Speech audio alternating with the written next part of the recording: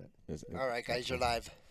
Well, you're good because I could talk all day, but Jeff cuts me off every time. So, You're live. welcome everybody. We got a very exciting show. The legendary Mike and Bo. Is that fair? Notorious. Right.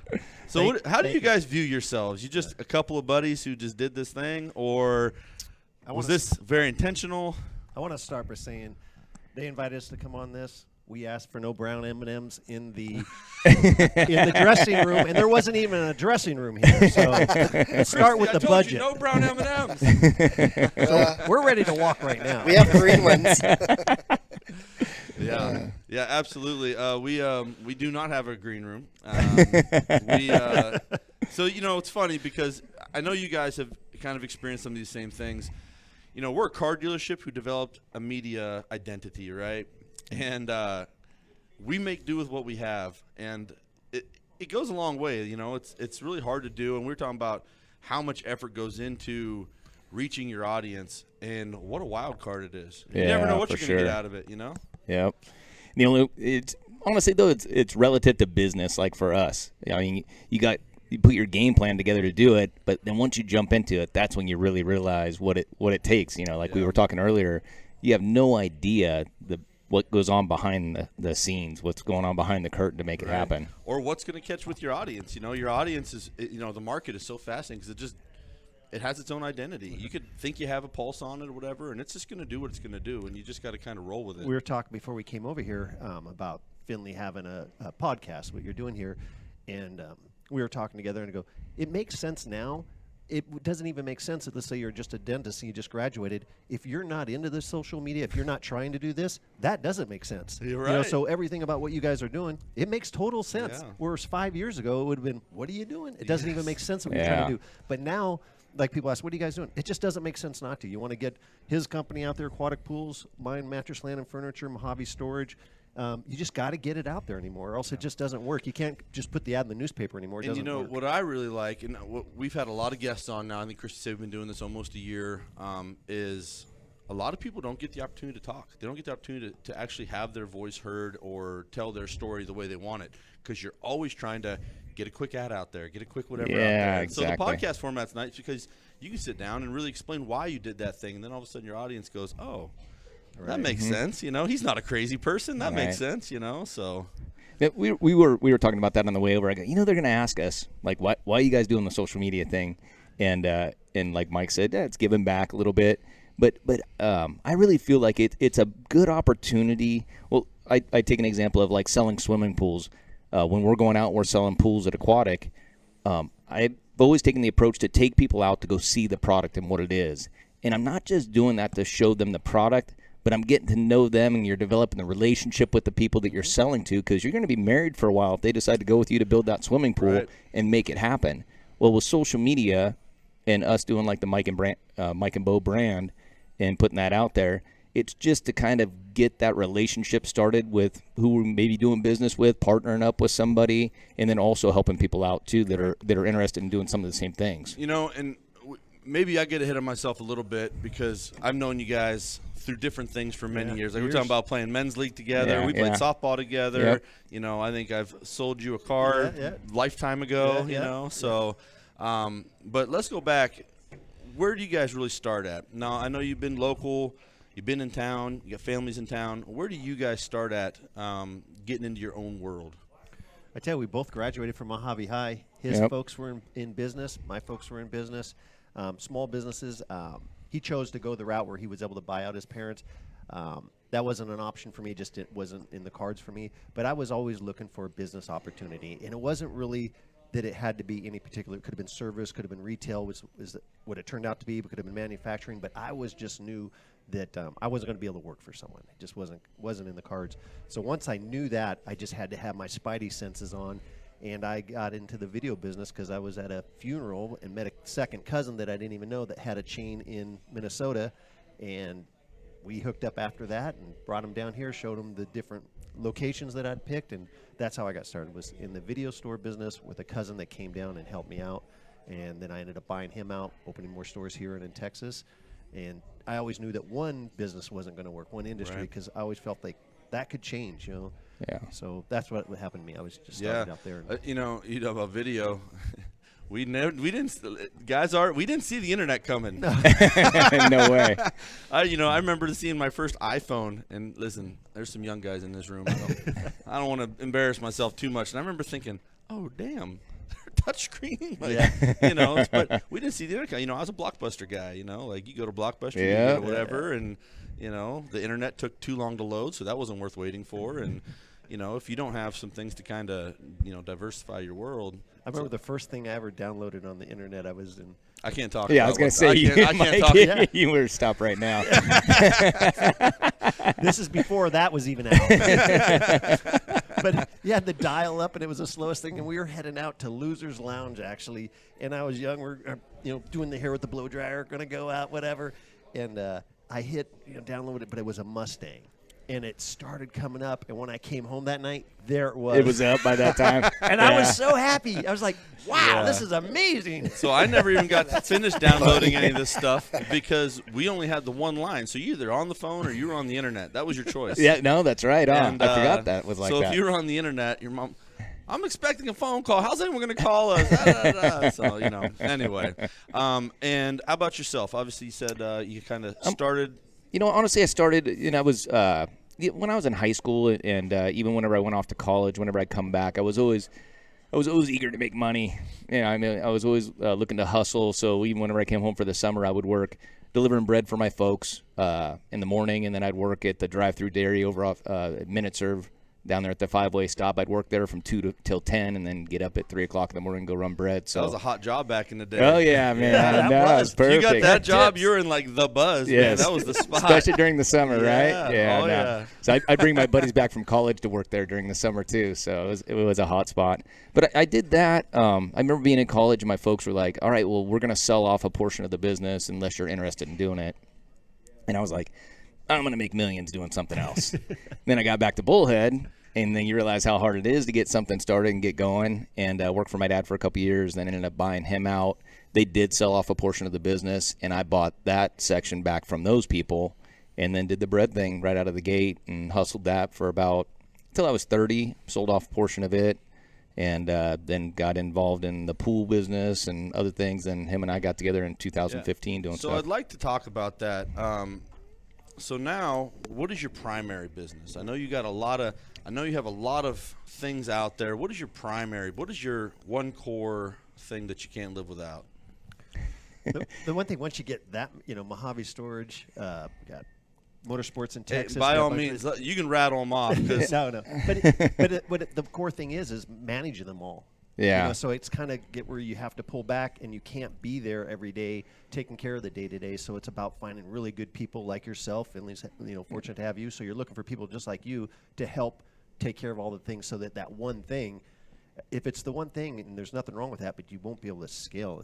That's what's happened to me. I mean, because aquatic, I was so integrated into aquatic, and because I'm jealous of Mike, because in retail, you buy the product and then you sell the product. Well, with us, we're like a manufacturing facility. Yeah. So we are retail, but we're like a manufacturing facility too. So you got to make sure that you're facilitating getting that product to the customer, and it's always been big for me since I was a kid. I don't want to let anybody down. I want to make sure I fulfill my promises, man. And darn you and those values. It's killed me. Yeah. It's kept me up at night many times, man. But I was talking to one of our employees yesterday, and one of our best service writers, and she says, I'll wake up in the middle of the night thinking I forgot something for a customer, and I'm like, I've done that before, where this thing's haunting me. I just got to get it done. So we actually had Arganda, did you get some of that footage of, man, I remember when you started Aquatic, and I was like, Bo doesn't do pools. What are you talking about? That's what everybody said. What are you talking about? Bo doesn't do pools. What do you know about pools? Nothing. Yeah. And now you guys have expanded. I mean, you're doing big commercial projects. You got stuff all over the place. I don't know what you're doing at the Avi. It looks it looks like a water park, for Pete's sake. Yeah, it's our biggest project we've had yet to date. I mean, we've done some big residential stuff. We've done, like, we built the Holiday Inn pool. We've done quite a few commercial projects, but nothing like this thing to this scale. But it's been bitching, man. All of my crews and stuff. The best part about it is we got a real good culture at Aquatic. I got a lot of guys that have been with me for a lot of years. So them getting involved and all being a part of it and have a little piece of it it's pride. It's in your community. You know, you're Yeah, going to get to enjoy it. Your families are going to get to enjoy it. They're used to building residential pools, and then they're on to the next, on to the next. This one, they're going to get to enjoy it for a lot of years to come. Yeah. So. You know, I am a little upset, though, because I like to sneak in that side movie door theater over there. And they seem to have cut that off. No, I designed it around it, man. Because I used the same door for the last 20 years. I'm not parking over there with the heathens. I'm going in the side, man. Like, come on. I'm a local. Yeah, it's a local door. So. Back when people actually went to the movies. Yeah. Right? No, you know what's exactly. funny is I went to, God, I'm not proud to say this. I went to see Scream with my 10-year-old daughter. My daughter loves horror movies, right? And so we went. We had a great time, and I was like, man, this is awesome. There was nobody in that damn theater. Yeah. Yeah, no, it's crazy. Nobody. It's different, isn't it? Oh, it's crazy, man. Like, you used to go watch a movie debut, Oh. and you were lucky to get a seat, or you had to fight and squeeze in there. You had your Yeah. family early, and we went, and there was not a soul there. It was, Yeah. it was wild. No, it's crazy. Even that newest movie that's out with Ben Affleck and Yeah, Air Matt or Damon and stuff, something. Air. I wanna see I that. was thinking, and it's only in theaters. I was thinking, this may be the last one Yeah. who with knows? like well-known actors that are only theaters and they're not, streaming it right away out of the gate. Yeah, they do make some terrible movies now, though. So. Yeah, They do, right? it's hard. And They're honestly, like, oh, cool, I spent $80 on candy, 3 tickets, da-da-da-da-da, and this movie was trash, you know? the so. last great movie was the Maverick or the Tom Cruise movie. Yeah. Top Gun. Yeah. I thought that was really well Yeah, done. left pumped. You're like, Oh, hell dude, yeah. yeah. That was awesome. Like Rocky. Yeah, yes, absolutely. So I wanted to ask you guys, how do you balance, because you're in, obviously, you talk about managing a bunch of things, but not only that, how do you manage the community side of it? I mean, you guys still support a lot of things. You guys obviously have a ton of employees. Your employees don't stick around. You don't keep quality people if you don't care about them. Yeah. How do you balance all of that with obviously making sure you stay on top and, you're successful in your business side? One thing I'd say is it started, with one store, and then you get two. So it happens slowly. I'm not sure if you could just jump in and do that, because what we do every day, it's not that big of a deal. But when I talk about it or think about it or try to start counting the different stuff we have going on, Yeah. then I just can't breathe. Yeah. So be honest, but it's all about having good people. And Yeah, it's all about that for sure. If you don't have quality people that care about you and you care about them, then you can't do it, because the customer service is, whatever industry you're in, it comes back to the customer. And so that's, at the end of the day, you're trying to please a customer. And unless you have that culture that I'm going to do everything I can to be fair, make a profit, and treat my customers unbelievable, it's not going to work. So you really have to start with that. And then once you have that culture, people want to be around you. And then it's easier to pick the good ones or bring the good ones up. So you bring young people in that they don't even know what they've got in them. And so those are cool, like finding a diamond in the rough. You go, you don't even know it, but Some I'm of going us to be feel able like we were those guys. but where someone sees something in you and go, you don't even know. Yeah. And so we've done that with multiple employees. That's been the coolest part, man, about scaling is developing those relationships with your employees and your staff, and then recognizing talent and elevating the talent and seeing them. Yeah, I mean, we love making money, but honestly, building the teams and the culture that we have. I mean, even when we get on a plane and fly to Texas, I enjoy just getting down there to just go see some of the guys that are working for us or with us, that are partners or whatnot. And then we Joey, I don't know. Other than that guy, we don't know what we're doing with him. There you go. But we got a good partner in the motorsports business out there, and he's got a lot of the same beliefs that we do. Mike and I didn't do business together for a lot of years. We were just like best friends and hung out and did stuff together. And then 2015, we always talked business and always talked about like our belief system and make the customer, make sure even if it's not right, make it right. Do whatever you got to do to make it right, and believed in that. And so we partner with a lot of people that have those same beliefs. So they spread that same culture throughout that company. Yeah. I'm a podcast junkie. I don't know if Yeah. this isn't Awesome. what you guys do with your free time, but if I'm in the gym, I'm listening to a podcast. Yep. If I'm driving, I'm listening to a podcast. And so I started listening to this Pat Bet David podcast, PB podcast, Valuetainment. Dig 'em. Really, really good. And he's talking about like a worker shortage. How do you guys manage to retain people when you have so many people in the jobs market that are just not interested in working? Right. I would say my biggest thing is I've always watched Mike manage people, and I was impressed on how much he backed away, and then he empowered people that work for him to handle a lot of those things where like I said, it's in retail, so it's a little bit different. In construction, it was one of those things where I couldn't back away because I didn't have the confidence or wasn't sure if they had the abilities to be able to do some of those things. So I would say developing your upper management to really believe and have those same beliefs of the culture that you're trying to create and passing it down throughout the people makes it a hell of a lot easier. I remember when I first started opening a chain of video stores, I've always only carried one key back when you needed a key to start a car and open thing, but I've always only had one key. So when I would open a new store or promote a manager, I just let them know. I go, here's the deal. There's the key. Here's my vehicle key. I don't have a key to get into this building. I don't know the alarm code. If you fail me, I have to call the sheriff's department. I have to call the alarm detective. I have to call a locksmith. And to this day, besides our office, I don't have however many businesses I own. I couldn't get into one single business that I own right now. There's no business I own that I could go, oh yeah, I know the alarm code, or I have a key. I don't have a key to one single business I own, but it shows the trust I have in that person. Right. And if you really do trust and you've built someone up, then they take the ball and they overperform for you. So I've had people tell me I'm crazy. My older brother manages just the he's the total opposite. He's got a pile of keys in the center console of so many keys to every gate and everything, but I don't have that. I give you a key, and then I'm screwed if you don't perform. So I'm a sports guy. I've been coaching my son's football team since he was not bigger than me, and the word that is always most important on our teams is trust. Yeah. And I feel the same way with, I'm sure Christy and Jeff will tell you, either I trust you or I don't. Yeah. And if I trust you, you're good.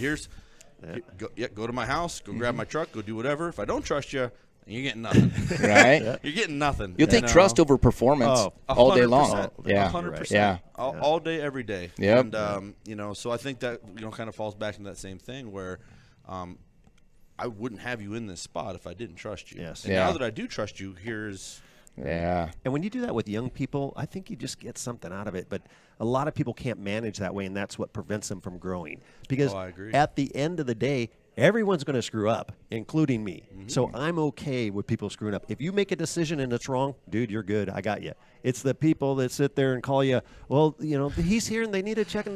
Well, what color shoelaces should the employees have in their tennis shoes? Honestly, No, exactly. Honestly, but that's a big personality in a lot of people, which is fine as long as they have people above them. But if you're going to be the person that's in charge of one of our companies, you got to be able to blow through the wall, land the plane, call it whatever you want, but you got to figure stuff out. Yeah. Absolutely. So we talked a little bit about aquatic, but Mattress Land is a big fixture here in town.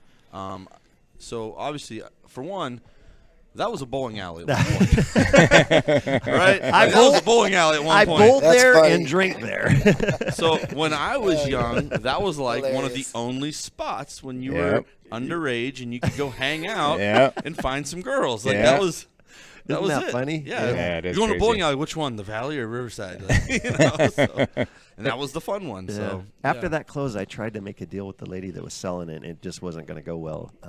So it didn't go well. And so someone stepped in, a group of people, and they bought it at I don't know what year, but during one of the recessions that they bought it, but the market hadn't quit falling yet. And so they bought in too high. And anyways, it took a long time, but it taught me a lesson. I just kept calling. About every 6 months, I'd call the gentleman that was in charge of that partnership. And I knew from experience, when we buy a building, you feel like the smartest guy in the world. I can't believe I bought it. I own this. We fixed it up. Hey, look at how Fall good in I am. love with it. But after the first year when no one's rented it, after you leased it, the second year, you feel like the biggest idiot. You want to get rid of it. You don't ever want to talk about it. You don't want to drive by it. So they ended up having it for 5 years. But I kept calling, and then the phone call I would make is I got to know the guy. I go, hey, this is Mike. You hate your building yet? No, Mike, they're not ready. Okay, talk to you later. And so I kept You're calling. telling me persistence matters? Get out of here. Who would have thought? Huh? And one day I called, and he goes, all right, they want to talk. And then I knew I got one on the hook. And so Nice. by the time I got in, there was birds in there living. It was just had turned to junk. But we refurbished it and been very fortunate and feel very blessed for every single person that walks through So the door. you guys refurbished it and then recently refreshed the outside. It Yeah. looks great, modern. Yeah. Turned out nice. Yeah. What's the story with the ladies always waving at everybody? to be honest, that's Pauline. I don't know if I ever actually hired her. I never have told her a schedule. I have no idea what she does. She just does a lot, and every day she shows It up. works. I don't I know her see her. days I off. wave Dude, at she's her. I the have- happiest person. She's an overperformer, and she brings value and a smile to everyone's face. So I go, I guess she's on the clock, and she's working for me at different locations somewhere, and I've never told her to come to work, to leave work, to day off. I have no idea. All I know is every time I look around, she's either on the street, she's cleaning this, she cleans her office, Dude, she stops in the office and decorates. yeah. She brought us Valentine's gifts this year in January. That's how efficient she is. That happened. She's the nicest lady That's ever, Fantastic. man. See, I do the opposite. I like to get Valentine's gifts about 2 days after. Everything's cheap. There she There you is, there go. she is. There she is. Yes. No one has ever asked her to do that. No one. Or anything. Listen, I've when never you asked her find anything. unique people, Well- you've got to embrace their unique. You can't pay anybody to do that. No, absolutely not. It's so funny, but it works. I'm telling you, I drive by and I'm people like, honk and- minding my business. I'm like, oh, man, she's looking right at me. No, she makes eye contact with every car. Yes. when she first God, went out dang it, I there, feel so bad now. I'm trying to figure out, is this good for business or bad for business? I just couldn't figure it out. I just go, well, I'm not going to think about it anymore because people are honking. So and to this day, I've never given her a day off or asked her how much she worked or what. She just takes care of it. Yeah. She's amazing. Yeah, I love she's her. a badass. Awesome. Yeah, it's Very cool. Yeah, she's a fixture. So it's Very awesome. cool. So now I know you expanded. You've got. Which one was first? Was this the first location No, actually, we opened up. by the Safeway? No, across from Aquatic, there's that strip mall that sits in front of Oh. where the lock guys there, And Mojave Lock and Safe. when we opened up in 06, I was talking did to the him same at the time. time, and I'm going, the boom was going crazy. So you just had to get in on something to do with houses being built. So we'd talk, and he was getting in the pool, and I'm like, I missed that with him. He didn't even ask me. Yeah. It wasn't even an option. Selfish He guy. didn't bring any value. Selfish guy. He didn't bring any value at that time. So I was just trying to, okay, what else is there? And so I'm thinking landscaping, I'm thinking roofs, I'm thinking anything I could think of. And I go, all right, well, there's not a mattress only store. And so I went and tried to get Sealy. It took me a little while to get that. But once I got that, I sent Joey to Texas to go to work for Mattress Mac because we didn't know nothing about selling mattresses. And he's got nothing to do. So go out there and figure it out. And sure enough, he went out there, worked for Mattress Mac, got to know him, learned the trade, learned the tricks. I put the business thing together. He came back, and I go, all right, there's the keys. Don't screw it up. And we were killing it. And then the recession hit, 08, you know. And then it was just a matter of, all right, squeeze your butt cheeks, get rid of everyone. You're delivering mattresses too, and be the last guy standing. And that's kind of how it played out. And then during that period is when I was calling on the other building because I knew it wasn't going to work just staying that size. We need to get into furniture. People were coming in buying from catalogs and stuff. And Joey's done an amazing job. He's the best salesperson, best partner for that. And couldn't be That happier. man sells. I'll tell you Yeah, that. he does. dude. Yeah, he's a badass. You remember we went and did that video, I don't know, maybe a year ago now, and you talk about a guy who just turns it on. Man. Oh, yeah. Oh, boy. Yep. He's like, what are we doing? Okay. All right. Hey, and I was like, damn, man, all right. It's And like that, huh? Okay. I recognize You know? her like, oh, he's going to be the face of the company. 'Cause Yeah. I'm not going to come turning on that energy like. But it's worked for us, and he does a great job, and he is the face of the company, and he, he's got our partnership in his best interest. So Yeah. Dude, he's like one of the top temp salesmen in the country. Yeah, we had the CEO of Tempur-Pedic call and talk to Joey to wish him because we had an amazing year. But if you do per capita, they already kind of know how many Tempur-Pedics you're supposed to sell in a certain area just by population. blows it out of the water. And it just blows, Mattress Land of Furniture blows it out of the water. But we drink the Kool-Aid. Already this morning I had a meeting with my district manager about Tempur-Pedics this morning. And I had one in Kingman or in Fort Mojave yesterday. So at the end of the day, it's the best mattress in the world.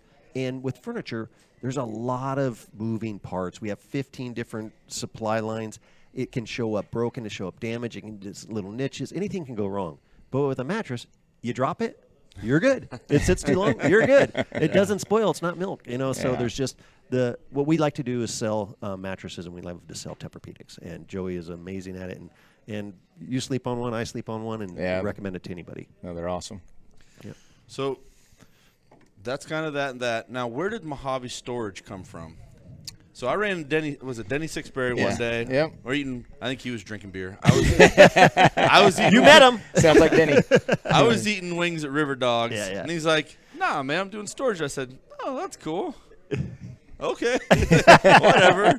Well, then of course, like, kind of some of the light got shed on, what a great opportunity it was, and this and that. Yeah. And I'm pretty sure every storage unit I drive by now is a branded Mojave Storage, red. Yeah, we're trying red to. and gray. Yeah. How'd that come about? Honestly, he was working for me running one of my stores, and he had that buzz. You could tell that he wanted to be doing something else as far as, an entrepreneur thing in him. And he brought a deal to me once that was on the corner of Train and I don't even know. It's Train and Hancock. Yeah, so just a really small store, and I think it was 70 or 80,000, and it was abandoned. And he came to me and said, "Hey, I'm trying to buy this. You want to be partners?" I go, "I won't be partners with you, but I'll help you get it done," because it wasn't that big of a price. So at that point, he wasn't sure about anything, how to do a letter of intent, how to go into escrow, how to make an offer, how to make a counter offer, how to get an extension when it didn't go. So we just kept working through it, and owner finance, I go to the owners, and they said no. I go, write them a letter and tell them you're a young, enterprising guy and send them a handwritten note. He did that. I go, Thanksgiving has come up because I still can't do it, and it's like 90 days getting longer into the escrow. I go, Thanksgiving, ask the rich uncle, I go, 000. So he comes to me at the last, and he goes, it's not going to happen, and it's over. So I go, all right. So now, tried everything you can. I go, I need you to remember this day. I go, look around, talk, listen to what's happening. I go, stay humble, always do the right thing, be extremely honest. Now go down to the bank, they'll have a check for you. And I just called down the bank, and they made it happen. And so that was our first one. And then just doing stuff with Bo. But that one got us going. And then I had a taste for the business. And I told him, I go, we've never done one of anything. Yeah. So if we're going to do this, we're going to need other partners. And that's where I brought in my brother Dino and Bo, and got a second one, third one. I was going to say, you guys had 2 or 3 at the time. Yeah. So then we bought in, yeah, and then just started scaling and running from there. So I'm going to ask you a dumb question. If it's too dumb, it's okay. We can move on. But so how do you go from a abandoned, dilapidated, storage unit, which there's more than one, and then obviously you guys take it over, you refresh it, and all of a sudden, boom, it's buzzing. Because what happens is there's nothing wrong with that building or anything. Those a lot of times they've paid too much for it during the boom, and then the financing gets upside down on them. Foreclosures or. But anything you own, whether it's an ant farm or storage, or it has to be managed. And you a tell lot me of I shouldn't have financed my ant farm? but shit, but I knew that 30-year. Exactly. But if you don't manage it, it will fall apart. So a lot of these guys built these in the 70s and 80s. They were contractors, keep their guys busy, whatever. And it's easy at first, but then there's the late fees, the people that don't pay, raising the rates. And what happens when we buy them, most of the time there's at least 20% that aren't paying, period. Yeah. A lot of them are late, and a bunch of them are empty because you have to manage them. The previous owners get tired. They just they get older, and they old. get tired, and then they don't update the technology and the software and the They don't hardware. have a website. They don't Yeah. have. We make everything automated. Go right on our website, and then it just takes off. Instantly because they're just not managing them right. We've never bought one that was perfect, and they had a website and they had a great team, and then bought it, and then business went up. No, they're already doing the right thing. But if you can find something that's not performing because of how it's being managed, is the best scenario. Right. And Mike's background, and both of us going to Texas and stuff and doing that, him and his brother were buying old dilapidated buildings, so you kind of can see junk and see how you can make it shiny, make it look good, and fix it up, and what it's going to take to do that sort of thing. So having that background over the last 20 years of doing that, getting into this back in 17, I think it was 17 or 18, it was even like the building we're in right now. It's if you wanted to build across the street, let's just say you want to get this location. All right, let's just build this. You're 2 years from being done because you just go through the process, permitting, engineering, architects, all the soft costs. You'll be upside down. So many times it's better to find an older building where you don't have to do the engineering, the architecture fees, all the things I'll it tell takes. you the Shane version of that story is my ex-wife has been trying to build her coffee shop on that piece of property on your way down to Mauk on that corner. Oh, yep. okay. And Okay, yeah. it's been like hell. Dude, it is not easy. She get into this thing, and I kid you not, it was like you got it looked at, she buys it, whatever, and it was like a week later, like, and I don't know if it's the city or whatever zoning, and they're like, oh, well, before you do anything, you got to redo this sidewalk, this entryways not up to code anymore, this and that. And I used to own that. Oh, did you? Yeah, Joey and I had a taco shop Yeah, in had there. a taco shop in there. I swear to God, we had a taco shop. Well, Back in the still 90s. Costa Garcia's or Yeah, something. yeah. I Yeah, John bought it Garcia from was there, him, and then you bought it from him. Bought it from him, yeah. So it's still sitting there. Yeah. And, but she's put a lot into it, and the frustration, the money was kind of just adding up, and so I actually started helping her, and she's opening up, her coffee shop bakery up on. She just leased a place at Miracle. Was it the? God, I'm drawing a blank. Where the radio station's at, up by like 2 doors down from ProFit. What is that? Riverview? Okay. Oh, the plaza. the plaza? Riverview Mall. Yeah. Okay, Thanks, Riverview Mall. Argonda. Yes. And but you get into those properties and they just Dude, they'll surprise you. You know, Yeah. You get one thing after the next. You think you're good to go, and then I feel so bad for her because it was right before all the costs shot up on everything. So Yeah, she no. had a plan, and that plan went right out the window. As soon as It's all hard that- to make money on $7 coffees, Bo. Yeah. Whew. Yeah, I don't know how you're gonna do it. So the I love irony, that. I she love open? that business, Is she man. open? the irony is I don't drink coffee. So she's always like, "What do you think about this?" I'm like, "That's a great question. Christie's is good. I don't know." So it's her. It's her baby. But Congratulations, man. We're happy and for her. she opened that Kona Ice, and so she's got a very entrepreneurial Okay, spirit. that's cool. Yeah. Right so. on. It's tough, man, opening up a business from scratch, and especially if it's your first one. Yeah. Yeah. We've been there. But with social media, you can get your name out there really fast and easy. Nothing's easy, but you can get your name out there. Whereas before social media, open up a coffee shop and then have everyone know her personality or what the neat thing about her coffee or whatever. Now, boom, you can get it out there. If you know social media, you can get it out there. Yeah. So, and I was going to ask you guys, obviously we talked initially when we started here that you guys have gotten into the social media thing. Were you slow to the game? Were you, still, and I'm not knocking anybody, there's still value in it, but newspaper, radio, billboards, was that still kind of your primary driver, or? For retail, for my part of it is I look at it as spokes in a wheel. So we still do everything. And from the radio to the billboards to some newspaper, which is going down and down and down. But social media, I would definitely say I was late to it, but always knew when I seen it that I liked it. But as far as it's hard to put it together. It's hard to get people to do it consistently. We've probably had 4 people we've hired to do that job. And at the end of the day, I always say, you're probably not going to be here because no one actually does it consistently really good for a long time. Right. It's tough. Yeah, I would say, how many people are on planet Earth? 7 billion, whatever it is. Well, how many people are you following? 53. So out of 7 billion, there's only 27 people that you think are really good or whatever. So And half of them are businesses are not real. Yeah. No, exactly. It's bullshit. So it's tough, Yeah.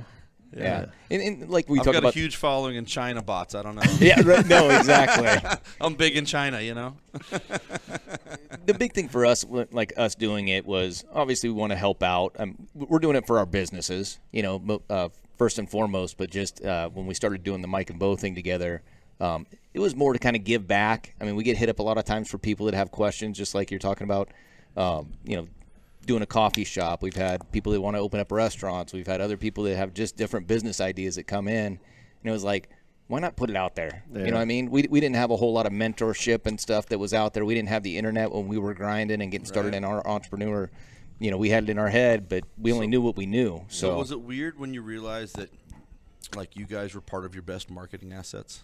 It's still weird to this It is second. still weird because It's you want to weird. be humble and you Yeah. don't want to come off like a douche. So I don't know if that's like a generational thing, but I always try to defer and put it off to other people, and Yeah. no, you need to do that. And I'm like, nah. These other guys, We are both the same way. It's Yeah. really hard to put your face out there, and Joey's been doing it for all these years. So for me to step in with Bo and start doing this, it was just like, you good? I'm good. You good? Every time we're You looking jump- at each other, like, Let me jump tell in you what. first. Let me tell you what the biggest difference is for you guys. Is you guys have a little bit more freedom, so you can have a little bit more fun. Yeah. Yeah. I try my best to represent Findlay as best I can, but there are times where I'd love to say my 2 cents. Oh, Or, yeah. It does. know. Being self-employed does give you that option. We can pull the plug at any time. It doesn't matter. It's Yeah, not. say what it's you not want gonna- when you it's not want. going to change. Me and Bo the day. played rec league basketball together. He's heard some of my worst, my worst language. I've never met this Shane before. Honestly, funny. softball's probably even worse. Yeah, you know? right? You No, know, for playing sure. back, God, man, that would have been 20 years ago. Yeah. Yeah, No, man. 20 years ago. Yeah. I remember coming back, and I played with John Riley's team. Yep. And that league was competitive. It was fun, but it was like a fist fight every night. You know? Right. Like, I think we're the reason why they changed the leagues, you know. I'm really good at the fidget spinner when those competitions were going on. I went all the way to Victorville. Yeah. Elite fidget spinning. Yeah. I'm on a travel team. It's really great. Mike, sports, not so much. Yeah. Well, you know, it's funny. You know, I see all these parallels and probably because sports is whatever your background is, you probably find parallels in it. But sports is where I find a lot of parallels and things, especially team building. I say it all the time, man. You learn so much from playing just high school athletics. You know, if I've got a guy that works for me that has actually played football or baseball or basketball or some kind of team sport growing up, they have a better opportunity of succeeding in my business. Yeah. He's got a great story that I tell his story I tell to my employees and things because it resonates with me. But the touching the line and are you the type of person that goes and touches the line? So tell them that story. Like I told my guys one morning, we were just having a meeting. You always got something you're trying to bring to the meeting.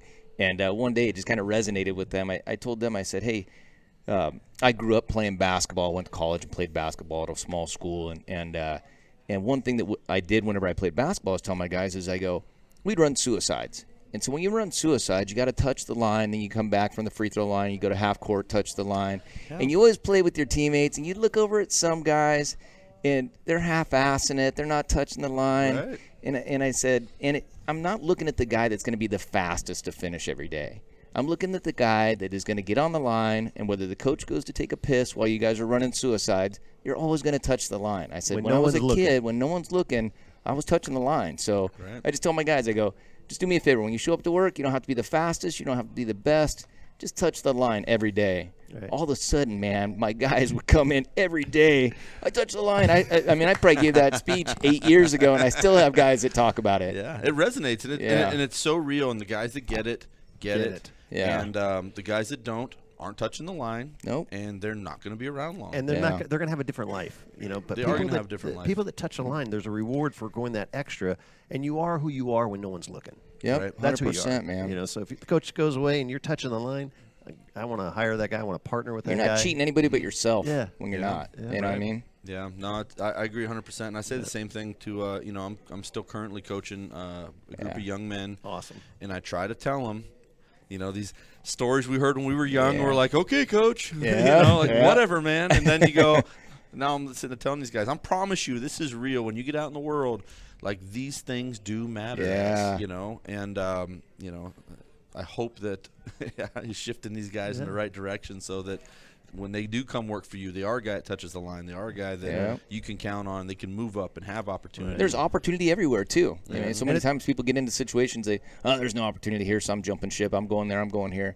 That's one thing that's been kind of nice. As Aquatic grew and got bigger, I realized, holy shit, this isn't just a part-time gig for some of these people, or it's not just a stepping job. Right. We actually can provide a career for some of these guys. Yeah. So it's been cool. And it's good, but the coaching you just said, my hat's off to anybody that's spending the time putting with that the time youth and recognizing those people and giving people a mentor, because a lot of times people don't have that in their life, and they don't know that you shouldn't be touching the line. You could be raised to thought like, hey, you don't touch the line every time no one's looking because that's the right thing to do. I was just going to say, the crazy part is you have people who are taught that. They go, do as little as possible. Yeah. You'll be the same. Yeah, when as no one's looking, why are you else. touching the line? Yeah, they don't care about you. Well, he's got one more story that I like. He's at the same small college. He goes, Mike, one time, I got myself in trouble with basketball. He goes, and there was an upstairs balcony, and go up there and run, and so the coach is down there, and I don't know what happened. He goes, but pretty soon someone had to go, hey, coach, you left Bo up there an hour and a half ago, or whatever it was. I don't remember. I was up there. I was running the bleachers, man. I got in trouble for something. I don't remember what the hell it was, but You forgot about it. Yep. But the thing about it is even whenever you get in a shitty situation where people forget about you, just keep doing the right thing. Yeah, right. Eventually you'll plow through and you'll get recognized for it, man. But, something you guys said earlier is, you are driven to make sure your people are happy. Yeah. Right? It's not that you have some fear of a bad review or you don't think you can get away with it or you don't think you can make enough money. It's you care how you treat these people. And the best we've ever had in the car business has always been when guys feel the same way. Yeah. When they go, regardless, I want to take care of my customer because that's how I want to do it. Sure. And those people end up being the ones who are successful. Yep. And I don't want to say it's like because clearly we've got some guys up here sitting here who believe in it, but it's rarer and rarer every year. No, exactly, man. But it's good to push that venue on everybody that's around you. You know what I mean? It breeds. Thing about it is, we were doing it when we didn't really know what the results were going to be. Yeah. And then now we're experiencing the results of doing the right thing and touching the line and doing what you're supposed to do. And you're like, holy shit, it really did work out. Yes. You know what I mean? But absolutely. I think the generation out there is one instant gratification, and ours was both long, delayed gratification for anything, any type of toy, any type of vacation, anything, and it wasn't, when I go to work, I feel like I'm going like someone plays golf.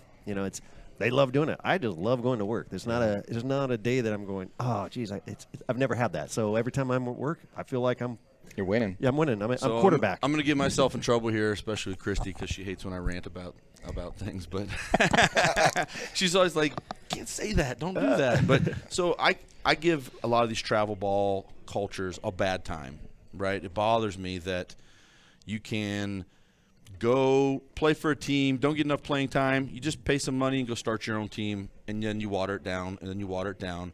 And you just hop teams, you change scenarios, and by the time you actually get to the end of this thing, you're in high school, and then you want to know why you don't have the skills, the whatever, to deal with rejection, failure, all these things.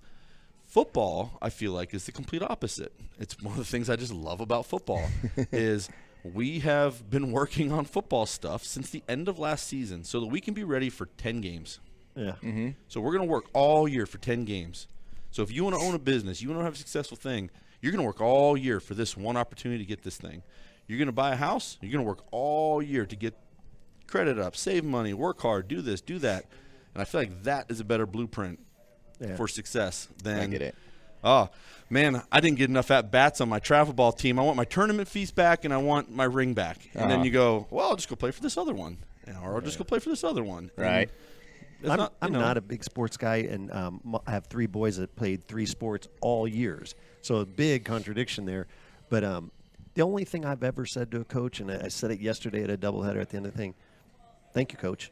That's it. I don't care how much you play, my son. I don't care how many bad calls. I hope you get a bad call because how do you handle adversity? Yeah, that's the best that's thing. the thing, man. So I've never yelled at an umpire, never yelled at a coach. All I did last night, thank you, coach. And that's the only thing I've ever said because I don't know much more than that about sports.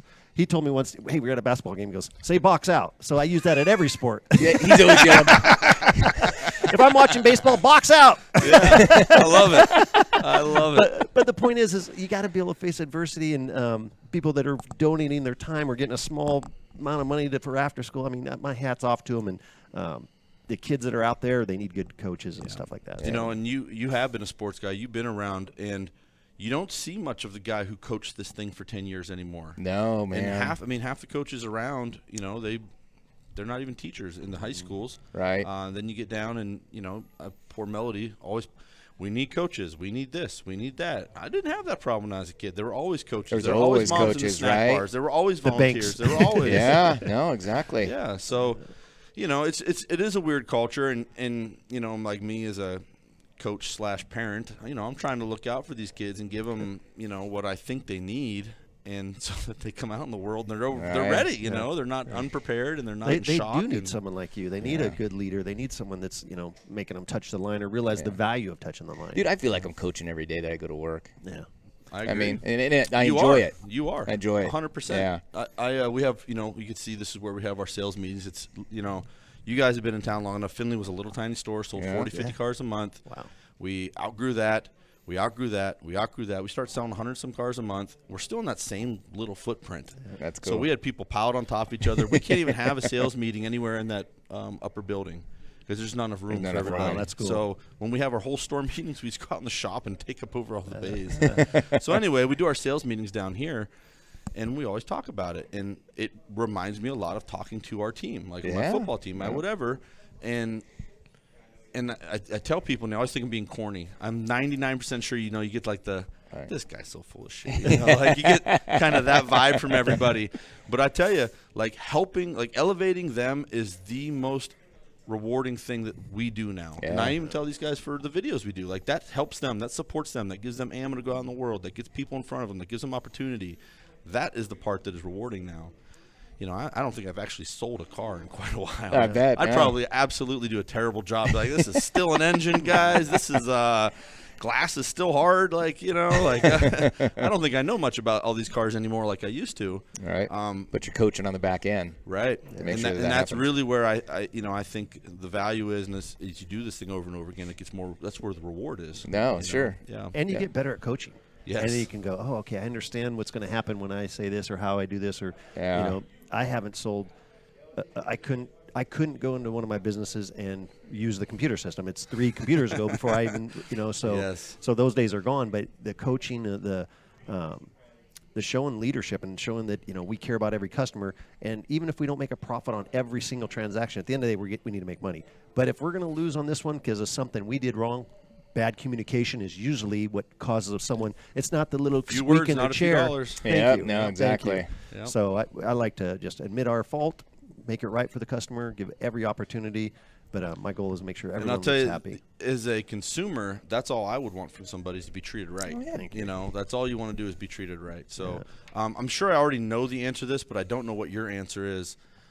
I'm sure you guys aren't complacent and sitting still. What do you guys got coming up in this world? Like, what's next on the horizon? Are you going to get into some new things? Do you have same things going on in new places? What's next for you guys? What's next, Mike? We're opening a 5th location in Houston in the motorsports business, and so it's going to be our first one with Can-Am. We've been the #1 dealer a couple times with Polaris. Things with the biggest slingshot dealer. Yeah, we're the biggest in America. slingshot dealer in the country. So the motorsports has been badass, man. We got a great partner that we teamed up with. His brother's out there managing the real estate side of it, and it's fun, man. Who doesn't want to sell side by sides and motorcycles? Toys all day. Oh, dude, that's the best. So, and we're not there managing every day, so that makes it pretty easy Yeah. to enjoy. But we it. got my brother's out in Alabama. We bought a shopping center that was poorly run, so he's out there today. So we just recently bought a shopping center. That's one thing that we're Alabama. doing with like storage is we got on these big box stores. So we bought a old Walmart and a Tractor Supply out in Bay City, Texas, and then we converted that to storage. Bought a Kmart. Bought a Kmart building. Bought another shitty big old warehouse that his brother bought. A keg storage business. Dude, it's It's so bad. But yeah. So he's got a vision for it though. So hopefully that turns out. We're gonna end up seeing about doing industrial storage or something like that. But our big run right now on storage is bigger. We want to go bigger. We started out, like he said, our first storage building was like 80,000. we're getting ready to build 87,000 square feet behind Arcadia Business Park for boat and RV storage. So that'll be our biggest wow. one. Yeah, so that'll be the biggest one yet. So I don't know if storage is like a West Coast thing or what. When I was a kid back in Pennsylvania, I don't remember storage units even being a thing. And then I come out here, and obviously, like you said, this thing's been around forever. Yeah.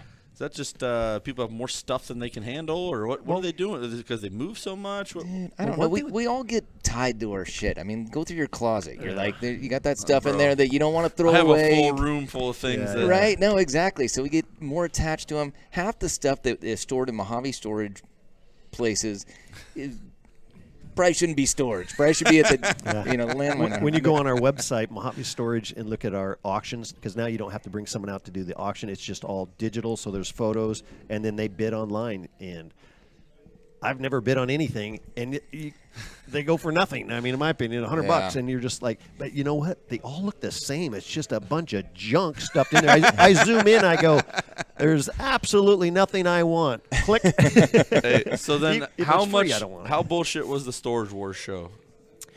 You know what? I heard they staged a bunch of stuff. They had to bid. They had to have. And honestly, we bought a few smaller facilities that some of the older guys are like, hey, if you go through some of this stuff whenever the people move out or don't pay, I found some nice stuff. But the time that it takes to go through it is not worth it, man. No. You're better off throwing that shit away.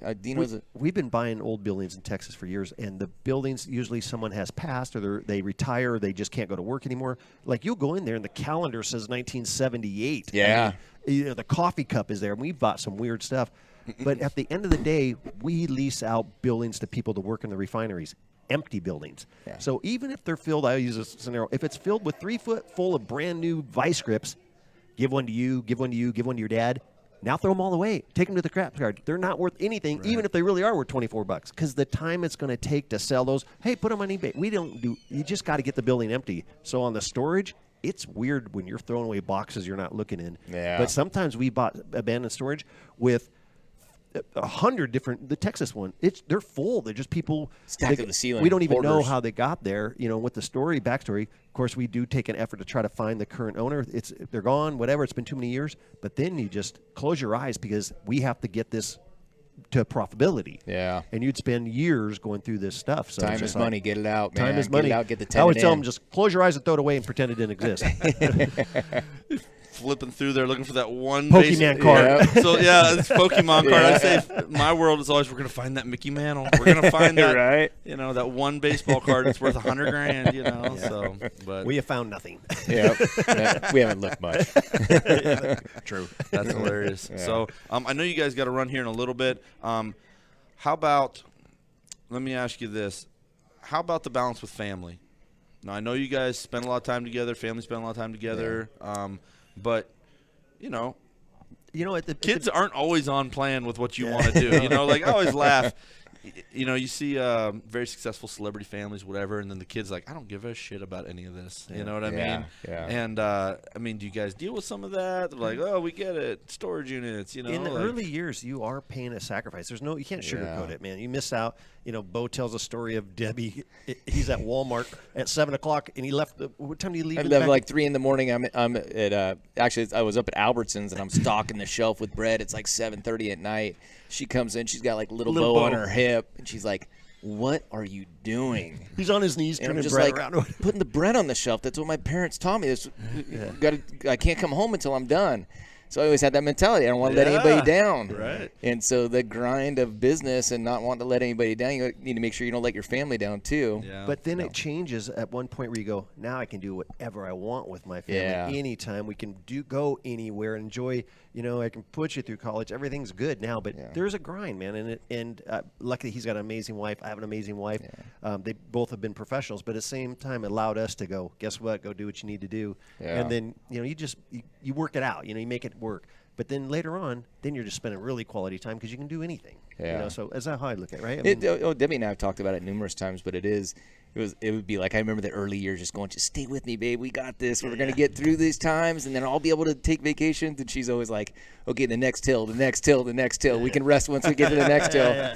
And now, I mean, we're able to do what we want when we want. We still work long days, but we enjoy doing it. It's not like we're sacrificing, doing other things. And our kids enjoy what we're doing, I think. I mean, they're still around. They want to spend time with us. And so, but at the beginning, you can't sugarcoat it. You're going to miss some stuff, man. Yeah. You're going to miss some things. So, I didn't do travel ball.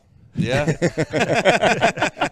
I've been to very few away games. I made a lot of home games. Yeah. So they don't hate me too bad. Yeah, no, look, that's good. That's good. I mean, it is hard on the kids and the families, but I always tell the stories both in positive and negative. But I didn't get to any of my son's stuff until I got divorced. There you go. Really? You know? So I got divorced, and all of a sudden it hit me. I was like, oh man, I'm not going to see him half the time. I need to get to these things. And but up until that point, I didn't get to any of his stuff. I was on the sales tower. I was running the desk, and you open and you close. Yeah. My son had a double header yesterday. I made it to the end of the first game, watched the second game, and he's traveling somewhere today. And I'm not there, obviously. Yeah. But we, last night went out to dinner afterward, loved the game, everything. So it's all good, but it's the cost of doing business is what I do. So don't apologize for it. And, we have a great family. And Mock baseball's having a good year, huh? Yeah. And their girls softball team is just killing it. Oh, they're bonkers. Yeah, it's their crazy. Scores they're putting up are like. Oh, really? Oh, man. Dude, they're number one in the state. I hope I'm correct in saying that. I'm not sure exactly where they're ranked, but I'm pretty sure that they have won most games by double digits. Yeah. Really? And, just a few years back, Mount softball struggled to get a team together and this and that. And then they have the girls who did stick around, and then they got some young talent like Tyro's daughter. And sweet. Oh, Tanner's over there playing. That's right. I forgot about that. Oh, yeah. Just killing it. And they had a game yesterday. Half the people left to go watch that game, and they won that. So, congratulations to them. They're doing a real good job. And it's kind of exciting, too, because, we're a month out from our ACES Awards, and so we recognize all these young athletes and teams and this and that. And so it looks like it's going to be a whole new batch of teams. That's where, good. Things kind of come and go in phases. some of those teams that have been kind of in the limelight have kind of faded out. And now you have, Mount softball who's booming. You've got River Valley softball who's good again. River Valley baseball's tough. No, that's exciting for the area. Yeah, no, definitely. Not trying to talk about too much, but Mojave football's pretty good. Hey, we're alumni. We're alumni. They're well coached. That's they're really well that's what it comes down to. Fellas, I would do this with you anytime. You're always welcome back. Good, and as you have more stuff going on, by all means, let us know. It is an absolute pleasure. Always good to see you guys. Yeah, definitely. And we appreciate everything you do in town. Not as far as not just bringing business in, but what you give back. So, honestly, I use my businesses, the social media we do there, is I point to Findlay and I go, look, man, you guys were early to the game, I think. Yeah, definitely. And we'd been struggling, and like I said, we were hiring people. I go, until you're out there and someone mentions, hey, I seen your social media, it was amazing, I'm not going to be happy. And so that has happened, Right. But it's because we were we were chasing you guys. So well, I'm glad we did something. Honestly, even in Texas, I mean, promoting it out there, just going, hey, you guys got to get on here, start watching Findlay. That's what we want to do. Yeah. So it's good, man. Yeah. Putting the work in. So, yeah. Well, listen, it's an absolute pleasure, and we're lucky to have you guys in town. So go check them out. You guys have any locations, plugs? Go to Mattress, Land, and Furniture, Aquatic Pools, Mojave Storage. Go take all that old crap out of your house, put it in a storage unit, go buy a new mattress, take a nap, go out, jump in your pool. What else can we tie in here? Get in your car from Findlay, drive it to the house. There you go. Perfect. All right, So, all right, man. That's it. Let's get out of here, fellas. Right on. All right, appreciate it. Thanks, Mike. Thanks, Bo. Thank you. Thanks, guys.